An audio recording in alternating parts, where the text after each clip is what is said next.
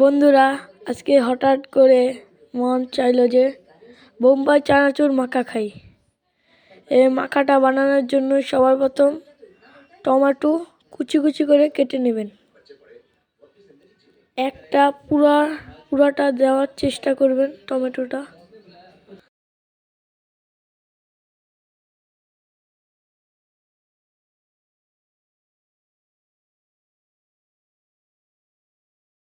কাঁচামরিচটা কেটে নিলাম।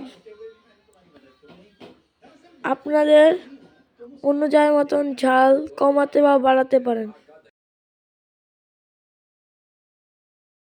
এখন আমরা ধনিয়া পাতা কেটে নেব। ধনিয়া পাতাটা আপনাদের পছন্দ মতন দিয়েন, কিন্তু আমাদের ঘরের সবাই ধনিয়া পাতাটা পছন্দ করে, এই জন্য আমরা একটু বাড়িয়ে দিয়েছি। আপনাদের অনুযায়ী মতন দিতে পারবেন। লেবুর অল্প একটু নিলেই হবে। লেবুর অবশ্যই দেওয়ার চেষ্টা করবেন। এখন সব একসাথে মাখাবো। দিয়ে দিলাম ধনিয়া পাতা আর টমেটো।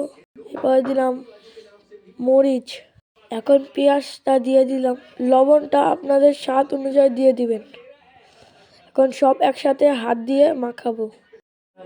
ভালো করে মাখাতে হবে সব একসাথে।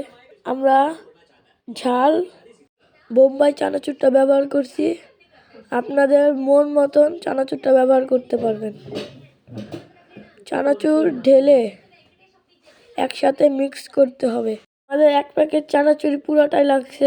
এখন সব মিক্স করবে একসাথে। এখন সরষের তেলটা দিয়ে দিব। সরষের তেলটা খাঁটি দেওয়ানোর চেষ্টা করবেন। লেবুটা এখন দিয়ে দিব, এখানে লেবুর রস। এখন খাবার সময় ভর্তাটা অনেক মজা হয়েছিল। বাই।